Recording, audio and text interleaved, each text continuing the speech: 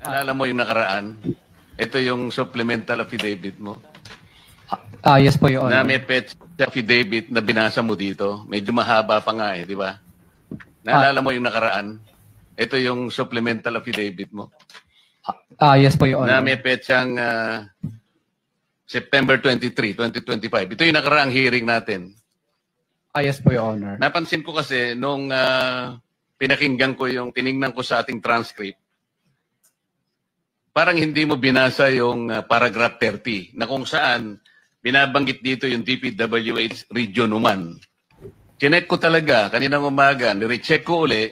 Mga kababayan, magandang gabi ho sa inyong lahat. Umaga, tanghali, hapon at sa lahat ng ating mga kabayan na makakapanood ho nito. Ito na nga mga kabayan, Senator Marcoleta, binusisi po mga kabayan. Ito pong affidavit, naalala ho natin itong affidavit ho mga kabayan, nito hong si Diskaya. Kapansin-pansin ho mga kabayan, itong nung panahon kasi na si Marcoleta po mga kabayan, ang may hawak ng Blue Ribbon Committee, nabusisi ho yung dokumento. At ito na nga, yun hong sinasabi ho ni Senator Marcoleta rito, na yun daw pong mukhang meron kang hindi nabanggit, at alin yung hindi niya nabanggit, panoorin natin buo mga kabayan ang video ito.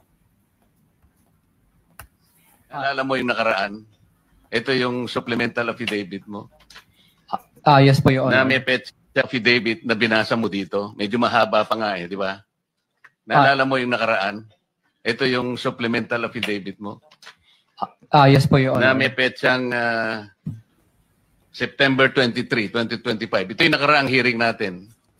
Yes po, Your Honor. Napansin ko kasi nung pinakinggan ko yung tiningnan ko sa ating transcript, parang hindi mo binasa yung paragraph 30 na kung saan binabanggit dito yung DPWH Region 1. Chinek ko talaga kaninang umaga, nirecheck ko uli, hindi nasama sa binasa mo ito. Ano ito, nagkamali ka lang o... Your Honor, talagang hindi ko po nabasa dahil masyado na pong mahaba yung ano ko. Yung... Ito mga kabayan, dito ho sa pagbusisi mga kabayan, kung saan meron din po palang flood control diyan po sa Region 1, na kung saan ang Region 1 po mga kabayan ayan po ay ang Ilocos Norte. Ayan. So ngayon, ang kagandahan ho ng katanungan dito dati ni Senator Marcoleta, ano ba to? Nakalimutan mo ba to? O baka nakalimutan mo lang, sinasadya mo ba to? Ang sagot niya, hindi ko nakalimutan. Sabi niya, ibig sabihin, talagang nasa affidavit po ng mga Diskaya, yun pong Region 1, na kung saan baluarte po ng mga Marcos. Ano po, yung binabasa ko po. Hindi nga, sabihin mo na nagkamali ka lang, hindi mo sinasadya. Hindi po sinasadya. Pero dito po, wala rin po eh. Hindi nakasulat. Baka nakalimutan pong ilagay, kaya hindi ko po nabasa. Tsaka pinatigil po. Teka, ayan Sa... dito hindi rin nakalagay eh. Sabi niya, at pinatigil po ako eh. Sino nagpatigil sa'yo? Ayan na. Sino nagpatigil sa'yo? Diba? So makikita ho natin mga kabayan, sinabi niya, wala ho dito sabi niya. At pinatigil ho ako, sabi niya. Sige. Tuloy tayo. Nakatigil, sorry, nagkamali po ng page. Ayan ang sinabi ko. Nandito pala, sorry. Nandito pala. Affidavit mo, hindi mo alam, o talagang gusto mong baliwalain yung affidavit mo. Huling-huli ho dito. Wala ho yan sabi niya. Ngayon, nandito pala. Sabi niya, ayan. Ito po, 30 po sa Region 1. Meron pala. Oo nga. Ayan, huling-huli ho Ngayon, alam nyo, ito meron pala. So, meron hong gustong maglihis nitong kwento tungkol ho dyan sa Region 1. Bakit? Kasi pag Region 1, baluarte na po mga kababayan ng mga Marcos. Kaya nung nabanggit yung Region 1, mga kababayan, agad na magumuha ng resback mga kabayan, yung mga kaalyado ho ni Marcos, na sinabi nila na imbestigahan natin ang Davao. Mantakin ho nyo yung flood control ho mga kabayan na pinag-uusapan ay nasa Ilocos at hindi ho mukhang plano hong i-cover up at wag ng pag-usapan at i-divert ho mga kabayan ang investigasyon sa Davao. O di ba? Ngayon, bukong-buko po sa makatwid, inaamin ng mga Diskaya na meron po sila na project ng flood control diyan po sa Ilocos Norte. Andito yung paragraph 30, DPWS Region 1. Yes po, Your Honor. Pero nung checking ko yung transcript, hindi mo binasa ito. Opo, yes po, Your Honor, kasi mahaba na po. Hindi mo binasa ito dahil mahaba na po ito. Aba, dapat mong basahin yan, naka-form of statement ka. Ngayon, balik na naman tayo. Nabasa mo yung 31 hanggang 37 eh. Kasi Marcos Baluarte ni Marcos, baka sabi, wag mo nang babasahin yun at lagpasan mo na yun para hindi mabanggit yung pangalan ho ng Region 1. Nakakahiya naman, Ilocos Norte yan. Nalaktaban mo yung 30. Kaya lang ako nagtataka.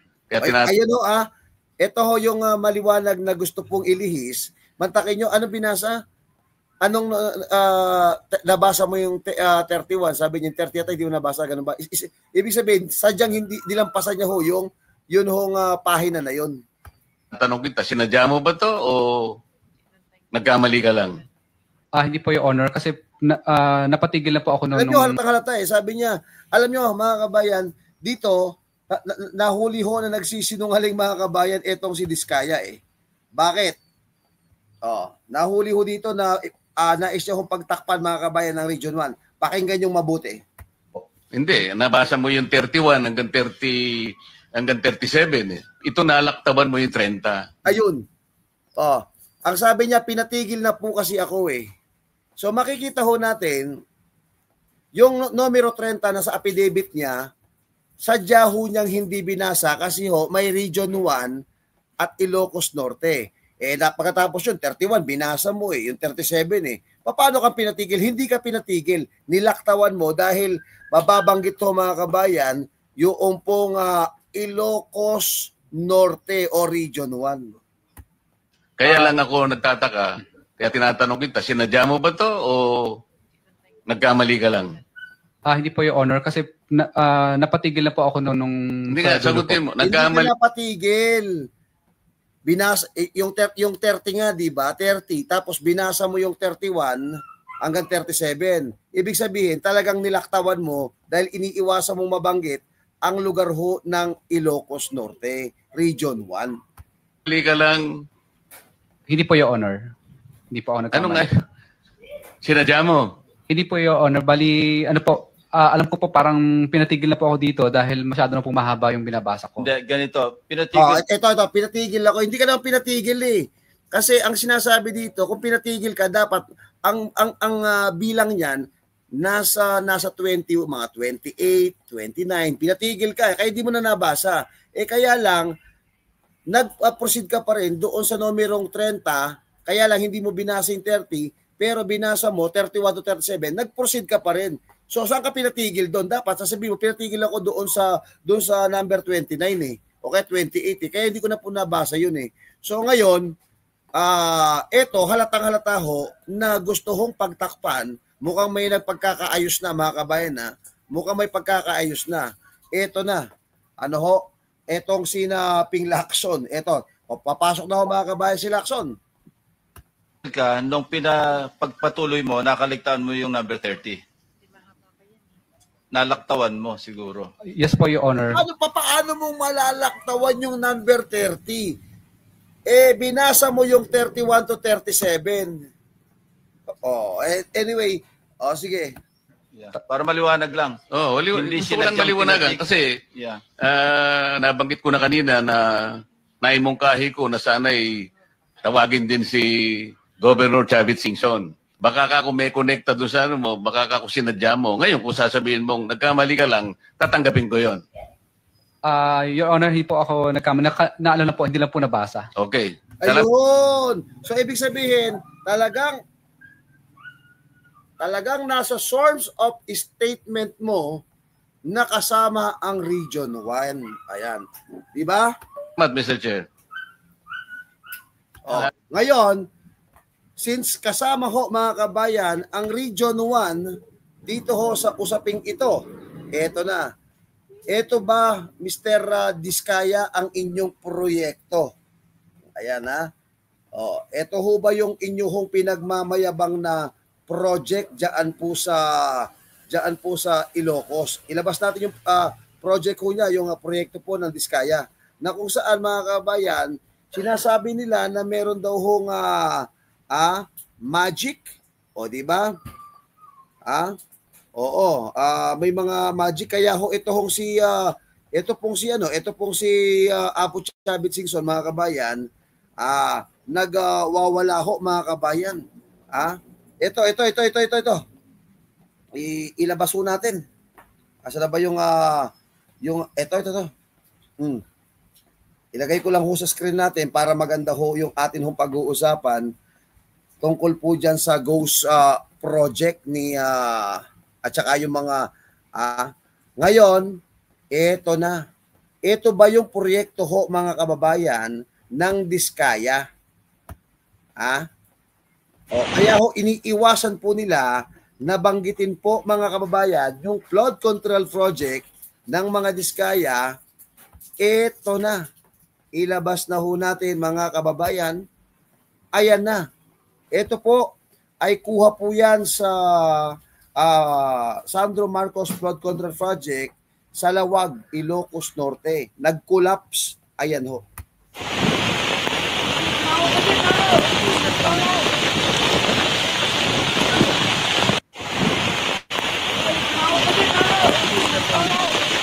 Ayan ho, nag-collapse. Yan ho ba yung, ang tanong dyan, ng taong bayan, yan ho ba yung proyekto ni Diskaya? Kaya sadya ho mga kabayan, nilampasan mga kababayan. Ito pong paragraph na kung saan mga kabayan sa SORM statement ng Diskaya. Di ba? Okay. So ngayon mga kabayan, huli ho na talaga hong mukhang lalo na may nagpakitang picture na magkakasama ho sila ni Lacson. Ang sabi, rally-rally lang daw ho yun. Di ba? Ngayon mga kabayan, balikan ho natin mga kabayan si Mr. Overwhelmed. Ito ho, ang bidyong ito, throwback po tayo last year. Hindi ba? Throwback po tayo last year. Okay. Maalala ho natin mga kabayan, dito, huling-huli ho mga kabayan, si Bongbong Marcos, sa kanya hong mismong sinabi. Ito na. Kaya sinasabi ni Claire Castro, wag ho kayo nagpapaniwala doon. Aray na ho ng fake news yun. Ito, panoorin nyo. Sigahan yung mga flood control projects, bubusisiin daw sa budget, yung mga flood control. Oo, sige. What's been happening? Wala akong problem. But also they have to realize there are two sides to this. Sinasabi yung flood control, talagang na-overwhelm ang flood control. Dito mga kababayan, 2024, iimbestigan. Oo, sige, sabi niya. Bakit hindi mo naisip magpatayo o bumuo ng komisyon ng ICI para ho sa independent na pag-iimbestiga sa noong 2024? Ang nangatwiran ka na na-overwhelm lang, ito hong flood control. Control natin, may flood control tayo, hindi kaya. Hindi talaga kaya dahil sa buong kasaysayan ng Pilipinas, wala pang ganito. Paano hindi makakaya ng mga flood control? Nakita naman ho, ikaw mismo nakasaksi, diyan ay pinanindigan mo na hindi kaya ng flood control. Talagang hindi kaya dahil multo ho yung mga flood control at walang flood control. Kasi mga ghost project. Pinagtanggol mo pa yung flood control mo dyan, 2024 po yan. Lang natin haharapin ito. Sigahan yung mga flood Di ba mga kababayan? So, well, taong bayan na ho ang humusga sa mga team replay ho. Al makakapal to, huwag kalimutan hong mag-like, mag-share, at mag-subscribe. Buko, mga kabayan, bistado, wala nang kawala. Di ba? Kaya mga kabayan, yung panawagan ho ni Apo Chavit Singson na sinasabi niyang, alam nyo, ang ganda ho nung sinabi ho ni Apo Chavit ni Chavit Singson Ang sabi niya sa kanyang quote mga kababayan, nilapastangan mo ang pamilya mo, ang ama mo. Yun ho ang pagkakasabi ho ni Chavit Singson dito eh.